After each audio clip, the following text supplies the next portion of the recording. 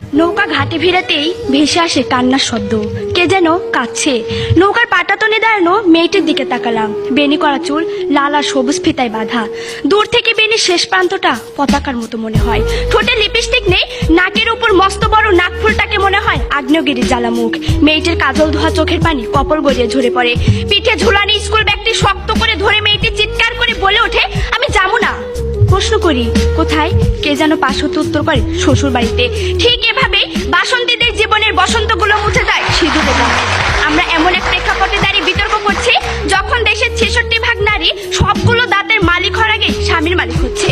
আমরা এমন এক প্রেক্ষাপটে দাঁড়িয়ে বিতর্ক করছি যখন দেশে বাল্য বিবাহ নামে নারীদেরকে ঠেলে দেওয়া হচ্ছে শারীরিক নির্যাতনের দিকে, যা বন্ধের প্রয়োজন সচেতনতার বলয় গড়ে তোলা।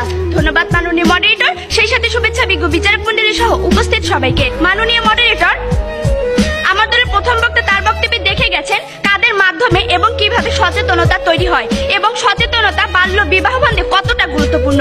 মাননীয় মডারেটর, প্রতিপক্ষ দলের প্রথম ও দ্বিতীয় বক্তা আইনের পক্ষে তাদের মতো করে নানান যুক্তি দেখে গেলেন। প্রতিপক্ষ, আমরা আইনের প্রয়োজনীয়তাকে অস্বীকার করছি না, কিন্তু মাননীয় মডারেটর, শুধু আইন দ্বারা যে কোনো সমস্যা সাময়িকের জন্য কমে আনা সম্ভব হলেও তা পুরোপুরি নির্মূল করা সম্ভব নয়, এবং তা কেন সম্ভব নয় আমি দেখিয়ে যাব। মাননীয় মডারেটর, প্রতিপক্ষ দলের দুইজন বক্তা বারবার কঠোর আইন বাস্তবায়নের কথা বলে যাচ্ছেন। লক্ষ্য করুন প্রতিপক্ষ, সভ্যতার ইতিহাসে সর্বপ্রথম লিখিত আইন ছিল হাম্বুরাবি আইন, যা 1786 খ্রিস্টপূর্বে সম্রাট হাম্বুরাবি প্রণয়ন করেন। 282টি ধারা সম্বলিত এই আইন সম্পর্কে এখন পর্যন্ত এটাই বিশ্বাস করা হয় হাম্বুরাবি আইনই ছিল পৃথিবীতে সবচেয়ে কঠোর আইন। অন্যদিকে আমরা যদি বাংলাদেশের প্রেক্ষাপট চিন্তা করি তাহলে দেখতে পাই বাংলাদেশের জন্য প্রণীত মোট আইনের ধারা 511টি, কিন্তু হতাশার ব্যাপার হলো টিআইবির হিসাব মতে বাংলাদেশের 10 আইনেরও যথাযথ বাস্তবায়ন হয় না। সূত্র দৈনিক সমকাল 12 জুন 2014। প্রতিপক্ষ, ঠিক এই বাস্তবতায় দাঁড়িয়ে আমরা যদি মেনেও নেই আইন কঠোর হলে বাল্য বিবাহ বন্ধ হবে, তাহলে আপনারা কি সেই একই জায়গায় দাঁড়িয়ে এই নিশ্চয়তাটুকু দিতে পারবেন সেই কঠোর আইনের বাস্তবায়ন সম্ভব হবে? আর আপনারা যদি এই নিশ্চয়তাটুকু দিতে ব্যর্থ হন তাহলে আপনাদেরকে অবশ্যই স্বীকার করে নিতে হবে বাল্য বিবাহ বন্ধে কঠোর আইন প্রযোজ্য নয়, সচেতনতার প্রয়োজন অবশ্যই আছে।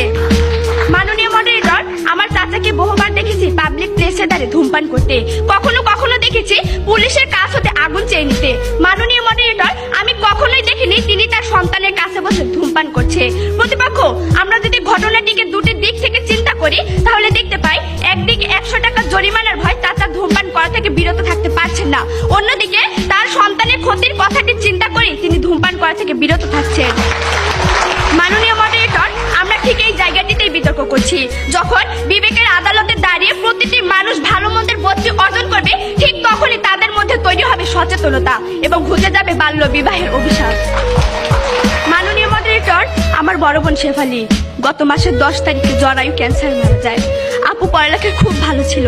যেদিন তাকে প্রথম দেখতে আসে সেদিন তার সে কি কান্না। আপুকে ধমক দিয়ে দাদিমা সেদিন বলেছিল, এই গেদি ঘরে গ্যাস থাকলে মানুষে ঢিল দিবই। শুধু ঢিল পড়েনি মাননীয় মডারেটর, এক দেখাতে বিয়ে দিনক্ষণ ঠিক হয়ে যায়। আপু রোজ কাঁদতো, জানালার বাইরে শিউলি তলায় পড়ে থাকা ফুলগুলোর দিকে তাকিয়ে থাকতো অপলক। আমাকে কাছে ডেকে বলতো ঝরে যাওয়া ফুল আর তার মধ্যে নাকি কোনো পার্থক্য নেই। মাননীয় মডারেটর, বিয়ের আগের দিন রাতে আপু বাবার পা জড়িয়ে ধরে জন্মের কান্না কেঁদেছিল, চিৎকার করে বলেছিল, আব্বা গো এই বিয়া ভাঙ্গা দেন, বিয়া দিলাম মইরা যাবো, কথা রেখে যাবো। চলে গেছে আমাকে একা করে। মাননীয় মডারেটর, আইন তো তখনও ছিল, তারপরও কেন সেই আইন আমার বোনের নিরাপত্তাটুকু দিতে পারেনি? অথচ মাননীয় মডারেটর, আমার বাবা মা আমার পরিবার যদি সচেতন হতেন তাহলে শেফালিরা কোনোদিন ঝরে যা শিলে ফুলতে পারতো না। তাই আমরা বিশ্বাস করি মাননীয় মডারেটর, সচেতনতাকে বাদ দিয়ে কেবল আইন দ্বারা বাল্য বিবাহ বন্ধ করা কোনোভাবেই সম্ভব নয়। মাননীয় মডারেটর, আইন কঠোর করা হয়েছে তারপর বন্ধ হচ্ছে না বাল্য বিবাহ। লক্ষ্য করুন প্রতিপক্ষ, ইউএন উইমেনের হিসাব মতে 2015 সালে প্রথম 2 মাসে সারা দেশে বাল্য বিবাহের ঘটনা ঘটেছে 303টি, যার মধ্যে মামলা হয়েছে 7টিতে এবং গ্রেফতার করা হয়েছে মাত্র 5 জনকে।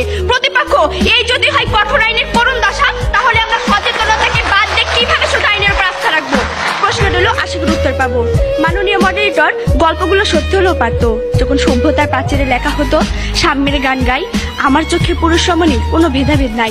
মাননীয় মডারেটর, গল্প সত্যি হতে শুরু করেছে, এই বিতর্ক মঞ্চ তার সাক্ষী।